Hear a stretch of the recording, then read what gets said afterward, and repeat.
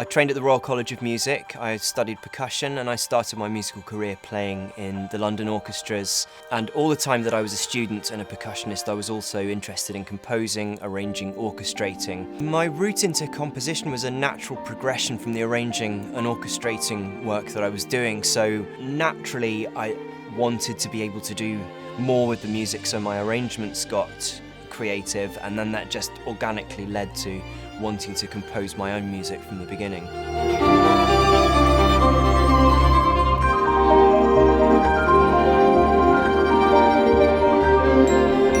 All media composers these days need to be able to make high-quality mock-ups of their music, and it's an essential tool for producers and directors to be able to get a good impression of what the music will sound like before we get to the recording session. But I always use the mock-ups at the service of the music that I've written rather than the other way around. So in that way, I don't let the samples limit what I can write.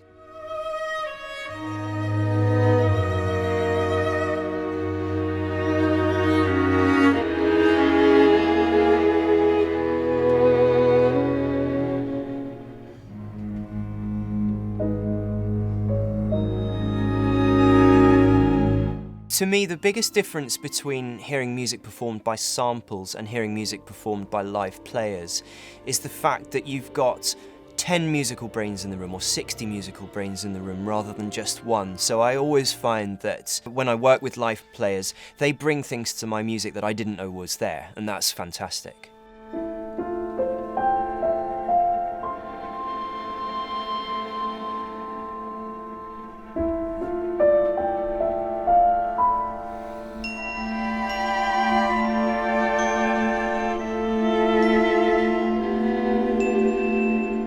Recording music for film and television programs is very much dictated by the way the composer wants to work, the sound the composer's after, and the story you're telling. But what's fascinating from Andrew is he's able to craft a simple tune that, when played beautifully, just hits the emotional spot.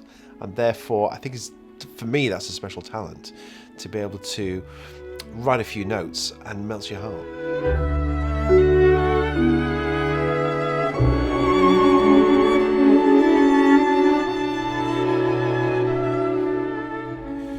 Once you start writing a melody, it immediately becomes a character. And you can use that character in the background, but more commonly a melody brings some immediate emotion, it brings attention to the music, and sometimes you don't want that.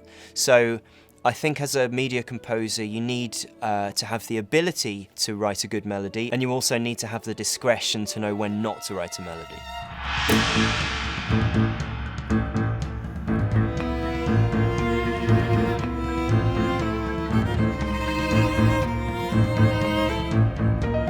I have a lot of experience and material recording with large ensembles and orchestras.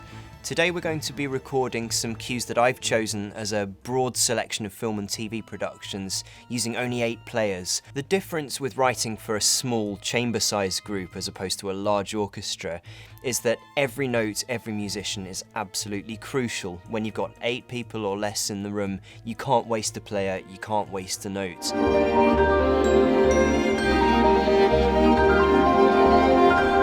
It's just thrilling when a talent like Andrew comes along and I'm able to work with him and grow with him. So hopefully over the next few years, I think as he spreads his wings, it's going to be an interesting journey. Musical trends change, but for me the timeless quality in film music and any kind of media music is the emotion. And if the music makes you feel the way that it should make you feel, then it's doing its job.